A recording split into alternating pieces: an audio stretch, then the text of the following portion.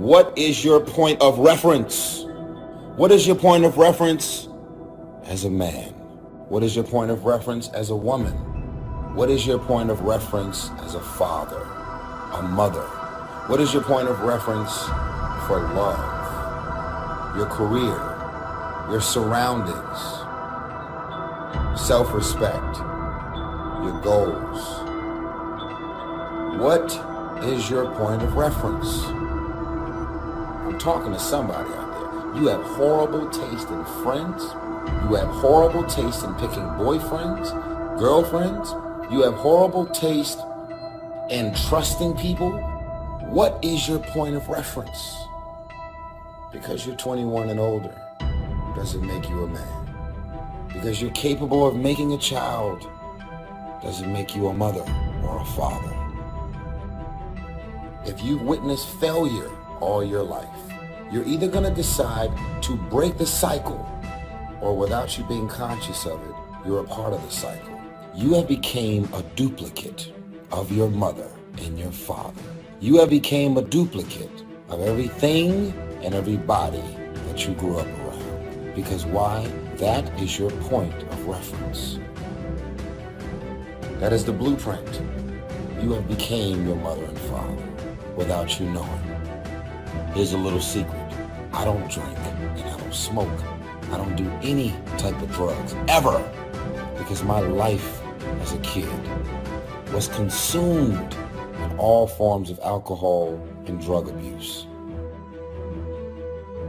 It completely turned me off. I decided I don't want to be like my mama or my daddy. People in my family, my boys, my homegirls, my surrounding, I want nothing to do with it. It was a conscious decision. I could have easily became a duplicate. And I wonder how many people today are watching this message right now and you're trying to do it like someone else. You're trying to be just like somebody else. You're just a copycat and you're wondering, how come I feel stuck? How come I can't move forward? I got a feeling. Why don't you shed off that other person's armor and why don't you walk it out the way God called you to walk it out? I am strong. I am talented. I am healthy, I am valuable. Those are not just positive affirmations. You just invoked a blessing on yourself. When you speak it out, you give life to what you're saying. It's not enough to just think this. You don't bless yourself by just dwelling on positive thoughts. Nothing happens until you speak. When you say, I am blessed, blessings come looking for you. When you say, I am prosperous, good breaks start heading your way. You have to say, I am confident, before you're going to feel confident. If you'll say it long enough, what happens is those words get down in your spirit. You believe what you say about yourself more than what anyone else says about you. When you hear yourself day after day, I am healthy, I am talented, I am confident, I am valuable, it's changing how you see yourself. Over time, you're going to become what you're saying. You are who you are in part today because of what you've been speaking over your life. And what you believe about what you can be and what you believe about what you have inside of you and what you believe about what God called you to do and what you believe about what you're going through. That's what I'm talking about. The currency of confidence. So when you're young, you start borrowing confidence from the wrong places. You borrow confidence from sexual attractiveness. Partner after partner after partner after partner.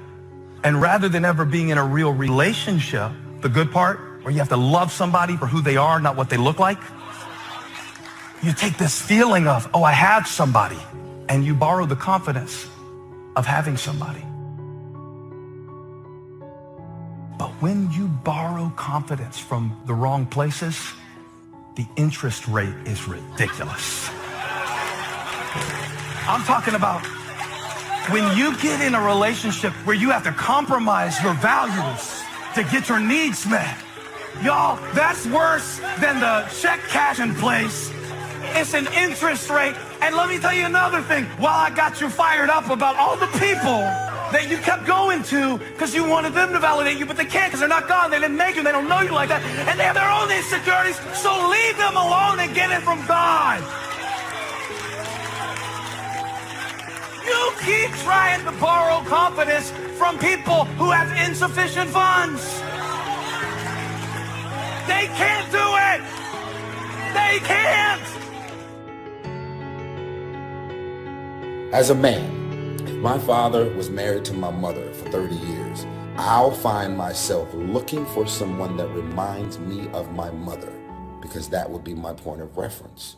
I will find myself trying to do all the things that I witnessed my father do as a husband. That's my point of reference. If my father is successful, he's an entrepreneur, he's constantly grinding, starting up new companies, negotiating, and I see him inspired and motivated all the time about life and career and trying to educate himself and further his way up the success ladder. That will become my blueprint and my point of reference for success. And I'll find myself wanting nothing more than to be a duplicate of my father, because that is my successful point of reference. Have you become a duplicate of your mother? Have you become a duplicate of your father? Have you become a duplicate of your parents, of your environment? See, I believe that we were all born individuals. God made me an individual. My head is not connected to anybody else. I am my own man. God made me individually me, so I can do and be and become anything I want to become. What is your point of reference? Opposites in conflict. That seems to be the setup for a human adventure. One contesting against the other, vying for the territory. Would there be light without darkness? We probably wouldn't call it light. What gives us the value of one is the contrast of the other. But darkness is always trying to move in and take all the territory. But if you turn on the light, its energy starts to repel darkness. Darkness begins to move away. And the brighter the light, the further away the darkness must move. If you walk into a dark room and turn on the light, the darkness is what? Gone. But here's the point to remember, not very far. The darkness seems to be, yes, it's gone, but it's waiting for its chance. That if light loses its energy, darkness has a chance now to move back in. The better realistic illustrations, and that's health and illness at odds in your body. Illness trying its best to drive health into a small corner and occupy the territory. And health trying what? To push illness into a small corner. There's this contest going on. Who's going to occupy the territory? If one stays strong, the other is diminished. If the other gains in power, then the other is diminished. So what you must learn to do is cooperate with the positive side of everything in your body and your life. Sometimes we sabotage our own best interest. The body needs a banana, you send it a Coca-Cola. And the body says, what is the deal here? I'm health trying to drive illness into a small corner. I ordered a banana, you send me a Coca-Cola. So the body could rightfully say what? Whose side are you on? Give us a break here. We need every tool we can get to keep illness at bay. Because if we get weak, I'm telling you, it moves in, takes the territory. So we're in the middle of this contest, and here's what it's called, opposites in conflict. Here's one of the bigger conflicts, liberty and tyranny. Liberty is the absence of tyranny. But even though tyranny is conquered, it's not very far away. The same goes on in your bloodstream. Red corpuscles to nourish like a mother and give life. White corpuscles to fight and kill like a father. White corpuscles say, just show me some infection, I'll kill it. If I don't kill it, what? It killed you. Somebody's gonna get killed. In this contest, right? Good, evil, liberty, tyranny, right? Health, illness, winning and losing. There's the struggle going on. But here's the key. It's the only way, it seems, it's the only way to create a human adventure. Doesn't seem to be any other way, currently. Now some speak of a new heaven and a new earth. Maybe the whole arrangement will be different. Could very well be, but in this current experience, it seems like to create an adventure, to create a unique human scenario, we need opposites in conflict. That's the deal. You've always got to draw a line somewhere and tell illness, hey, you can't have any more. got to throw up the barriers, draw a line in the sand. Tyranny cannot be rehabilitated. Tyranny can only be restrained. We must play this game. We must fight this game. But here's what it creates: a great adventure.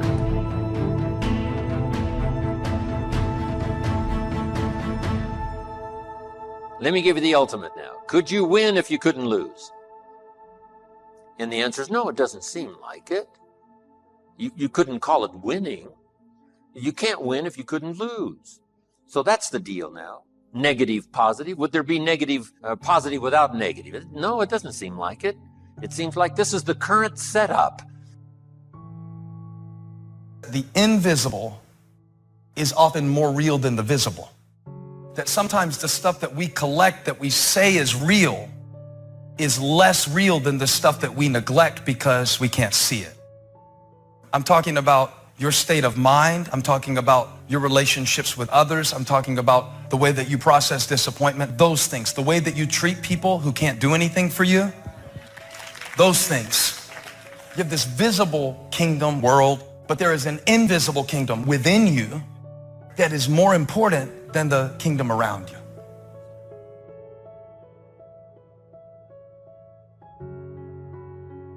Set your life on fire and seek those who fan your flames.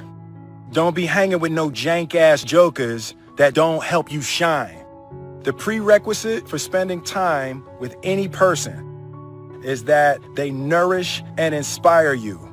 They feed your flame. There's been very few times in my life that I looked left or looked right and didn't find a person who believed and supported me. There's always been a person beside me fanning my flames. Look at your last 5 text messages. Are those people feeding your flames or dousing your fire? The people that you spend time with are going to make or break your dreams. Everybody don't deserve to be around you. Look to the people around you. Are those people throwing logs on your fire or are they pissing on it? You got to defend your light with your life. If you can't detach from yourself, then you can't see yourself. And so how do you detach from yourself? How do you learn to do that? And a good drill for this is try to imagine the way other people see you and what other people are thinking of you. One place where this happens, and it definitely happened to me, is when I started getting put in charge of things, I started thinking about other people's perspectives. If you're in charge, then what kind of representation are they receiving? And if you work for someone else, it's the same questions. What does the boss see me do? What kind of representation am I making of myself to my boss? So the question becomes, how well do you represent yourself? What shortfalls do you have? Now, when you first start looking, it's like you're looking at an overgrown lawn. There are some big, obvious problems, so you do a broad, just kind of general cut of the grass. You fix some of the big, easy problems. And once you've done that, once you've gotten rid of some of those big, obvious problems, you notice some more detailed problems. So you start trying to fix them. You know, for the foreseeable future, it looks like it's been that way as long as we can remember and as long as the history tells us. So here's what you want to do if you want the adventure. You must learn to play this game, to work with all the positive forces to defeat the negative forces as early and as soon and as much as possible, to contain the ravages of disease that want to take you early. You got to fight back. You can't just leave it. Somebody says, well, I got my fingers crossed. Not a good philosophy. Jump on the positive side of whatever you want and see if you can't help out in this warfare and this push-shove match. That's the key. Don't neglect a new life if you've started a new life. What if you said to a brand new mother, where is your baby? She says, I have no idea. You would say, no, that isn't right. If you start a new life, you must care for it. You must protect it. You must give it life, give it nourishment. Now here's the other part. You must protect it. That's why the old wise man said, we must learn to love and hate. So underline that. You must learn to love and hate. And the illustration he used was, you must learn to love good and hate evil. To deal with the weeds in your garden, you got to hate weeds. You got to hate them enough to what? Kill them. You can't say, well, poor weeds. Say, no, this ain't the deal, poor weeds. Don't go soft on this stuff now. You got to hate evil. You got to hate the weeds that are out to destroy your garden and rob your children of the nourishment they deserve. You got to take the life of the weeds, or they will take the life of your garden. Somebody's going to get killed. Remember? So, learn the good evil. Now, here's the greatest battle in the mind. Here's what you must not become: a victim of yourself. What is that insidious voice inside your own head that says, you're too short, it'll never work for you, you're too tall, right? It's over for you, right? It's never worked for you before. What gives you any idea that it'll work for you now? You've never been able to rise up and take charge of your life. What makes you think you can do it now? There's going to be too many obstacles out there. You'll never overcome them all. What is that insidious voice? It's the same game going on inside your head that's going on in the world. Liberty and tyranny in a push-shove match. And here's what you've got to do. Cooperate with the positive side of your life and let faith drive out doubt, right? Let winning drive out losing. Let positive drive out negative. But you got to get into the contest. And why get into the contest? Because that's how you create an adventure. There is no other way. It takes both. You've got to learn to laugh, yes, but that's not what the wise men only said. You can't just learn to laugh and keep on laughing. No, that's silly. It says there's also a time to cry. You've got to learn to both laugh and cry. Then it said you must be so sophisticated as not to laugh when it's time to cry. That now gives you an understanding of what life is all about. Sadness and joy, the contest, the difference. And yet it creates the adventure. It takes both to create an adventure.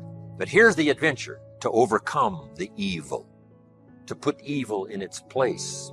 Just like in your mind, you've got to stand guard at the door of your mind and see if you can't suppress, see if you can't do battle with the negative forces. Don't become a victim of yourself. Beware of the thief on the street that's after your purse. But also beware of the thief in your mind that's after your promise. And see if you can't engage in this mental contest and win the day.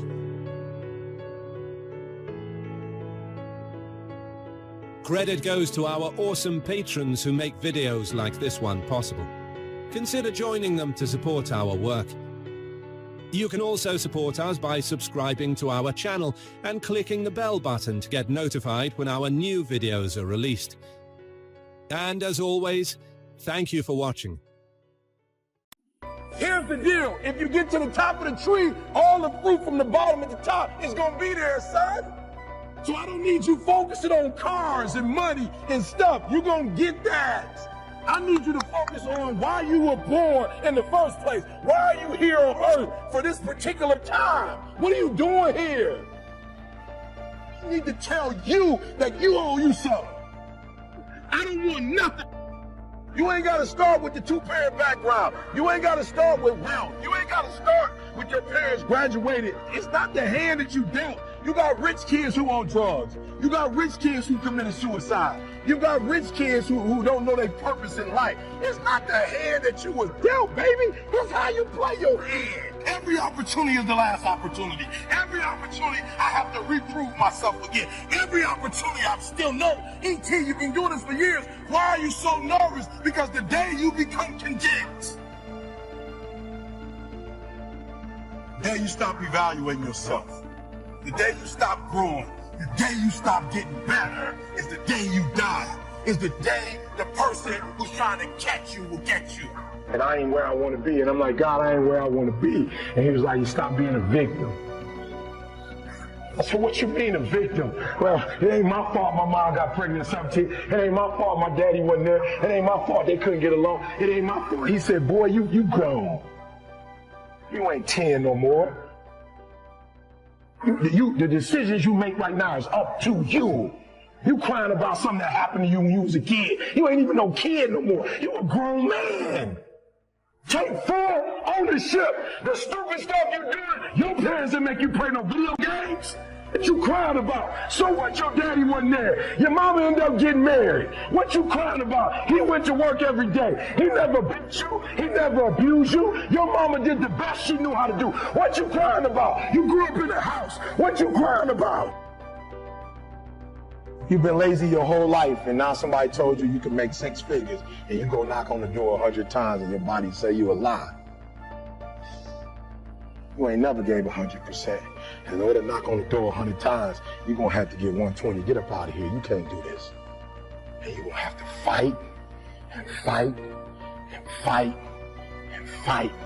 And most of you won't be successful, not because you can't do it, but you can't outlast your old you long enough to get to your new.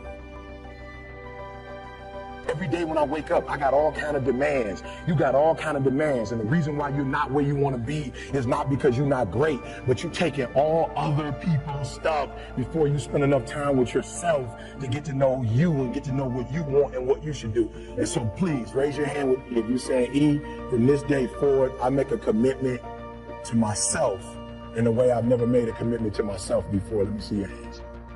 I said, I'm gonna grind. I'm going victim. A lot of people are saying, E, I'm scared. What if I do it and I fail? E, I'm scared, E. E, I want to do it. I'm gifted. I'm gifted. I'm talented. I know I can write that song. I know I can produce that album. I know I can do that CD. I know I can write a book. I know I can get that degree, but I'm scared. So I'm telling you, in life, you start running from a class, you start running from a subject that you don't like, it will haunt you for the rest of your natural life. It ain't going nowhere. But if you go after the fight, if you approach the challenge, you have a much better chance of winning. This the fight of your life, baby. Are you hearing me? This the fight of your life. This the fight of your life. And listen to me. If you're going to win the fight of your life, you can't be afraid to fight. All right? Some things don't come. They just not going to come to you because you want it as bad as you want to breathe. After you want it as bad as you got to put up the dukes, baby. And you got to be willing to fight that thing out. Are you hearing me? You are not going to stop me. I'm not listening to that voice. I'm not listening to fear. I'm going to move by faith. I've come too far to give up now.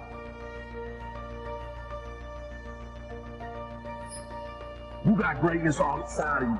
You got greatness all inside of you. But your problem is you a scaredy cat. You soft. And every time it get hard, you quit and you give up. And I'm telling you, if you would be willing to fight your way through it, if you would be willing to fight your way through this battle, fight your way through cancer, fight your way through that academic struggle, fight your way through divorce, fight your way through it. If you are willing to fight your way through that singing career, fight your way through boxing, fight your way through football. If it was easy, everybody would do it.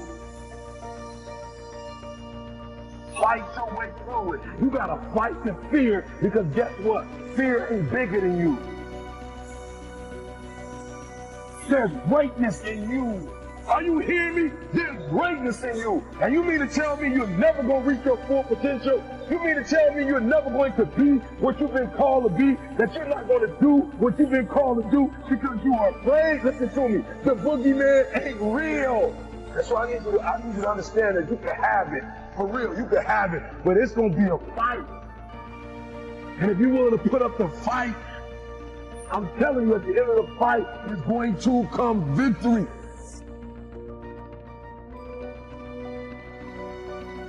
You've gotten this far. If you was going to quit, you should have quit a long time ago. You've come too far to quit now. You need to get a reward for it. That's why I'm trying to tell you, never stop, never give up, never give in.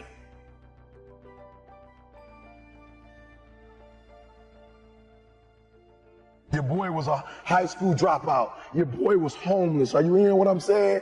I slept in abandoned buildings, baby. You say, how did you get here, E? Because one day I got up and stopped being a victim, and I was a victor. Are you hearing me? And I took that one class, and that one class turned into 2 classes, and I got my GED. And then I went to college, and yep, I told you it took 12 years, but what did I do? I never stopped fighting. It got harder, and it got harder, and it seemed the further I climbed, the harder it got. But I didn't stop. I didn't quit. I just kept fighting and fighting. And then I got to the master's, and it was harder than the 4-year, and it was harder than the GED. But what did I do? I got here not because I'm the strongest, not because I'm the fastest, not because I'm the best, but I kept fighting and fighting and fighting. And your boy got through the master's. Now we at the end of the PhD, baby.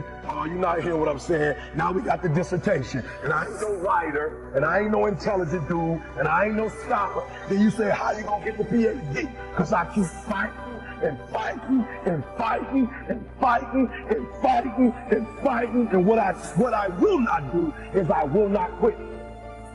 And when that thing tells you to quit, you look at it in his eye and say, I ain't going nowhere. I will break you before you break me. You will not defeat me. You will not destroy me. Lay hold of me. Some of you are so ignorant. You've been through so much hell. You gonna quit now?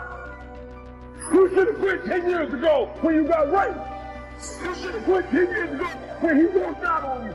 You should have been quit. You don't quit now. It's the 10th round. You got 2 more to go. And when you get to success, it's not about skill. When you get to a certain level of success, it's about stamina. It's about stamina. It's about you won't break me. You can't take me. I fought too long. I fought too hard. If I was going to quit Satan, you should have got me at 17 home. You should have told me when I was beating out trash. It's too late now. I'm in the Ritz Carlton. It's too late now.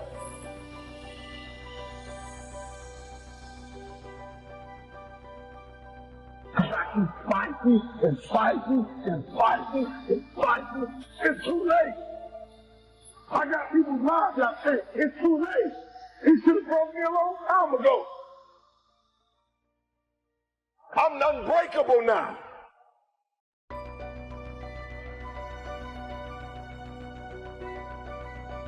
One day I made a decision that enough is enough. I'm tired of being average. I'm tired. I'm tired of being good. I'm tired. I want to go to the dealership and buy the best car. I want to move to the nicest neighborhood. I want to fly first class. I want to go to Hawaii. I want to go to Australia. I made a decision. Enough is enough. It's showtime. Will the real Eric Thomas please stand up? Some of you in the room right now, you are where you are. You're giving 60% when you have 120 in you. Why? Because you never made a decision. There those of you in this room, you're already there. Your problem is this is stuff you don't want to give up. You're talented. You just don't want to give up sleep. Listen to me, pound for pound, any agent in the room, pound for pound, motivational speaker, pound for pound, entrepreneur, pound for pound, athlete, pound for pound, weightlifter, pound for pound, whatever you do, I guarantee you when you do it, nobody can do it like you do it. The problem is you don't hardly do it. You love sleep too much. You love that alcohol too much. You love that substance too much. You love that vice too much. There's something that you love more than yourself, than your dream, than your goals. Watch what happens when you have a goal that only has 2 reasons. See how long that lasts. Watch a goal that has 50 reasons and see how. There's somebody called me the other day on an interview, so big like this. E.T., what do you feel like on the days that you don't feel like? I said, ask the question again, please. Well, what do you do on the days that you don't feel like? So I'm gonna be honest with you, I'm way past that. Every day I feel like. Every day I feel like eating. Every day I feel like giving my wife the best life. Every day I feel like driving in a nice car. Every day I feel like flying first class. Every single day of my life, I feel like giving 100%. Every single day. Somebody said yesterday, E.T., you gave 120. What you gonna do tomorrow? I said, I don't know. Did 140. I don't know, but I don't have days where I don't feel like it. Why? Because I'm counting on me. My wife's counting on me. I don't have days to waste. No more 50%, no more. No more 70%, no more. I want us at 85 God.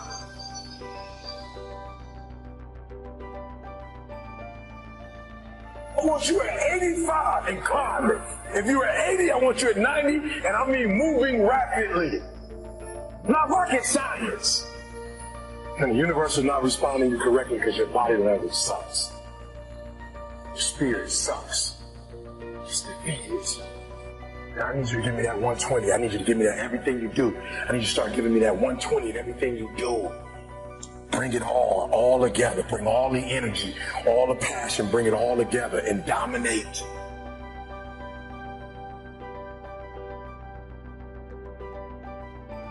I got an opportunity to make a dream become a reality. When you want to succeed as bad as you want to breathe, then you'll be successful. You have to give it everything you got. No more TV, no more parties, no more playing. If you don't have a 4.0, what you need to be doing is studying. Get off the phone. Sorry, I'm not available until the end of this year. No, I'm for real. You reached the right number, but you called me at the wrong time. Call me back January 1st. I'm about to get busy now. Stop being this high school dropout. Stop giving up. Stop sleeping on the street. Stop walking up and down Fecal Avenue like you ain't got nothing, and get your GED. Stop being afraid to take a test. I gotta commit my very being to this thing. I gotta breathe it. I gotta eat it. I gotta sleep it. And until you get there, you'll never be successful in life. But once you get there, I guarantee you, the world is yours. So work hard, and you can have whatever it is you want. And when I went to college, guys were way smarter than me. 4.0s, 3.0, they went to the Ivy League high schools, came to Oakwood from these great high schools. Most of them are not doing what I'm doing. Why? Because it's not about where you come from. It's about hearts. You come to a place where, being smart ain't enough. You gotta have hearts. Don't go to sleep until you succeed. A lot of us are more adamant about the ideology of our beliefs than we are about our real beliefs. You feel what I'm saying? Like, a lot of us care more about the idea of the dream or the idea of our philosophy, but we're not really doing what you feel me? But if you think I'm doing it, I feel better about the fact that you think I'm doing this than I'm really doing it behind closed doors. You feel me? So it's almost like this generation, and I'm sure it's not just this generation, I apologize, but in generations, there are people who would prefer to look rich than really be rich. I'm telling you, you need to grow because you still holding on to everything, and you don't understand the reason why you're holding on to everything is because of your insecurities.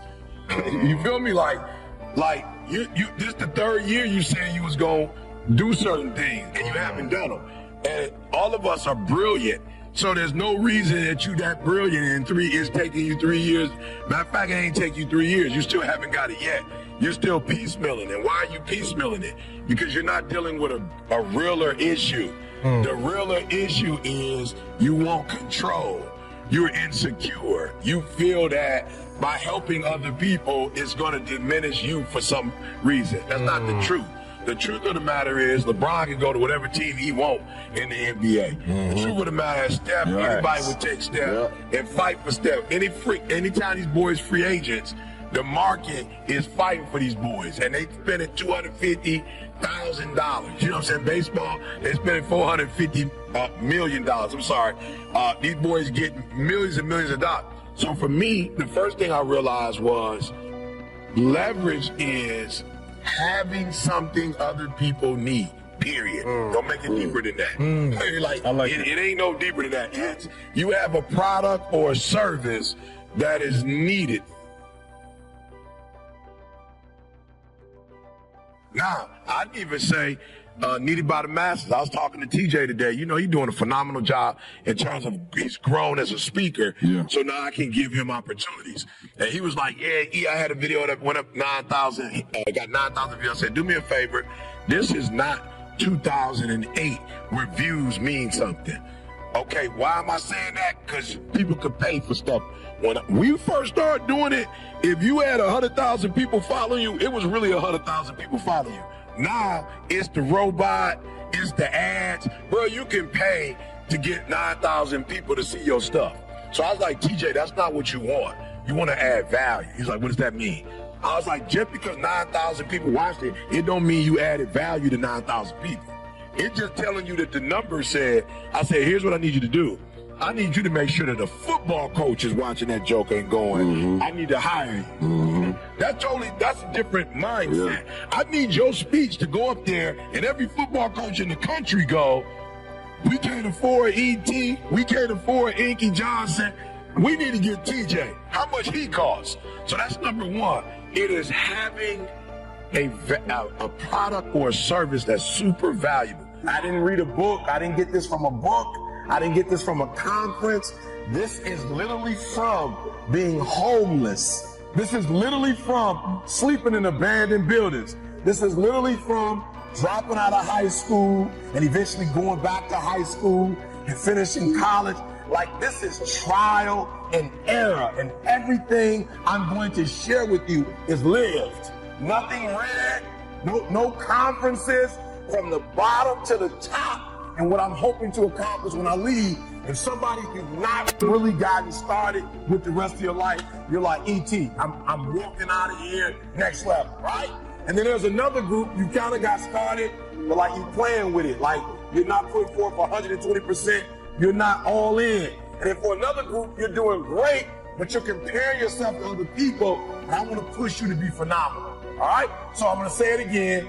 All right, I'm going to say it again. You got to catch this. That there's one group, and I need you to know who you are. I need you to identify yourself. You're saying, I've got dreams, I have goals, there are things that I want to accomplish, I'm not satisfied.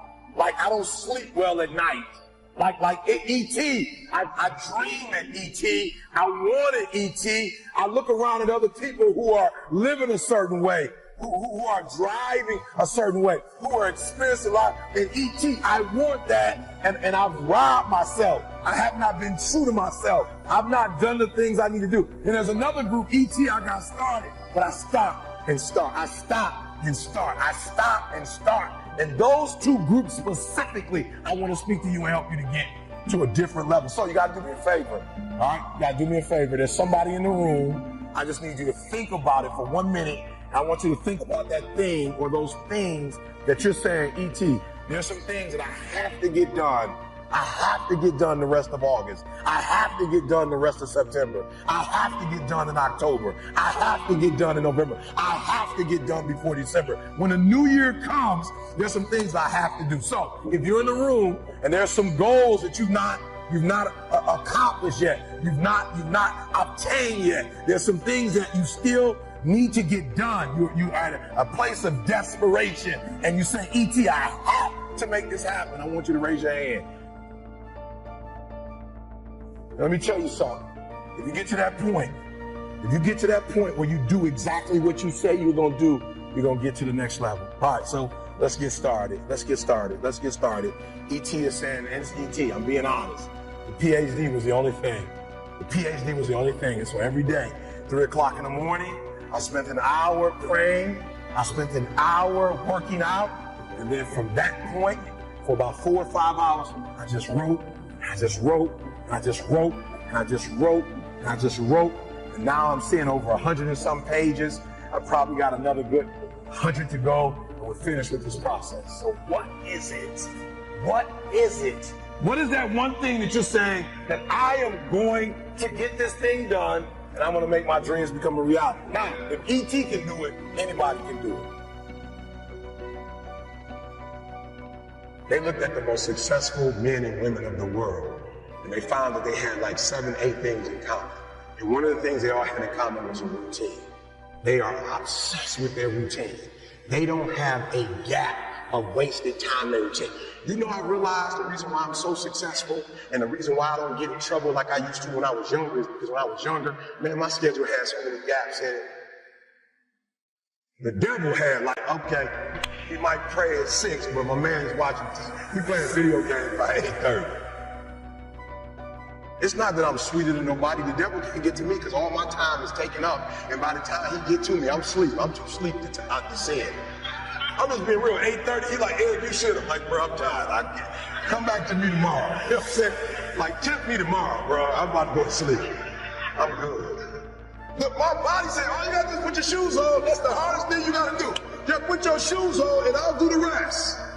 I can't put your shoes on for you, but put your shoes on and then just go. And I just went and I was walking for the 11 incline, boy, and I was just walking for an hour and I was just like, you know what, it's almost an hour.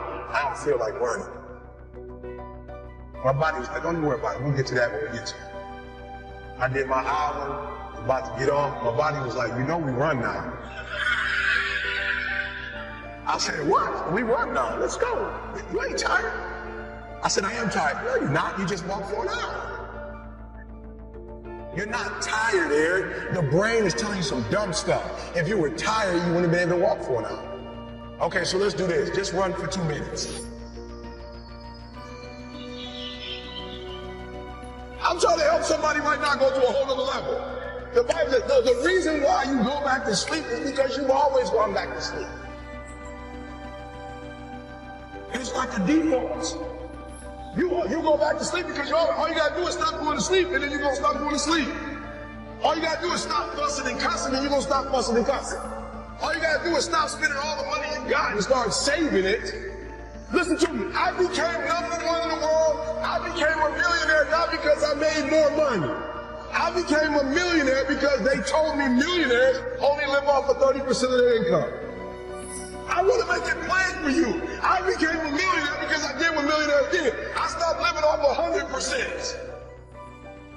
I paid my tithe, and then I was like, all right, E, you only got 20% left. Put the rest up. So the first thing I did, listen to me, the very first thing I did to become rich, somebody said, E, to be rich, put 6 months of your earnings to the side. So I was like, all right, man, that's what the rich told me to do. So I put 6 months to the side. How long did it take? I don't remember, but I put it to the side. Then somebody was like, yo, E, you need to put 100,000 to the side. I was like, all right, 100,000. Didi, we're going to put 100,000 to the side. Then somebody was like, yo, you need to get your credit score up to 800. I was like, all right, then get my credit score up to 800. Then somebody said, E.T., if you want to be Tony Robbins, there's no way you'll be able to be like those dudes when you don't have the language they have. You need to go get your master's and a PhD from a white institution. I said, what? I went to Oakwood. I went to HBCU. He was like, yeah, but you didn't learn the language of Zig Ziglar at Oakwood. So Oakwood is a phenomenal place. Oh, y'all not hear what I'm saying. I just said something, you missed it. Now I need to go to Michigan State University. CJ, you see my master's degree anywhere? How about my PhD? Not in the office, not at church. You ain't seen it in my house. I didn't go to Michigan State to get a PhD. I went to Michigan State to learn the majority language. Listen to me very closely. When you graduate and you get a job, if you want to get paid, you never say no. You never say it can't get done. Don't you ever say out your mouth it can't get done. Even if you feel in your heart it can't get done, you don't say it out loud. You let the grown folks say that. You let the folks they fine folks say that. You always say it can get done. Even if you don't think it can get done, just say it and try to make up something. Last time I put on a dress shirt and button it up, I just feel, and I hear people say all the time, man, you look like you dressed for success. I'm like, is putting on a shirt and a tie dressed for success? I'm dressed for success. I'm getting paid. I'm dressed for success. I'm not dressed like he dressed, but I'm dressed the way I feel comfortable. I feel good being me. I feel good not to have to like, not only can I say no, I don't have to explain why I said it no more. It feels good being me. Because guess what? I can never be sweet being you. The majority of you are poor because you read poor stuff. You watch poor stuff. Bro, you just scrolling through like you ain't got a life. For real, some of y'all on Instagram, you're on there for 30 minutes. If I ask you what you saw, you don't even know. You just scrolling through. Rich people don't waste time. They realize it's their most important commodity. They don't watch a lot of TV. They don't do a lot of entertainment. If they're not working, they're studying their craft and getting better at their craft. So I need you to stop having a positive mindset. So when I quit my job to be an entrepreneur, my mom was like, whoa, what are you doing? I was like, I'm quit. My mom was like, don't you dare quit. You're going to embarrass me. You got a wife and kids. Does YouTube have insurance? Does YouTube have a 401k? And I was like, yo, Mom, I ain't trying to be funny and I ain't trying to be disrespectful. I love you. But you can't teach me how to be a millionaire because you're not. You come from the working class, and I'm not mad at you, Mom. We wouldn't be where we are without you. But you told me that every generation is supposed to get better. So I'll take your values, but I won't take your work ethic. Because rich people don't work, they think. Poor people go, clock in, I make this much an hour. Rich people go, I put them to work, and I make this much an hour. See, what happens is you're working for you and your family one, they got 40 of you working at one time. So they're giving you 20%, and then they keeping the 80% off of 15,000 people. So what you have to decide is, are you gonna keep being the 99% or are you ready to be part of the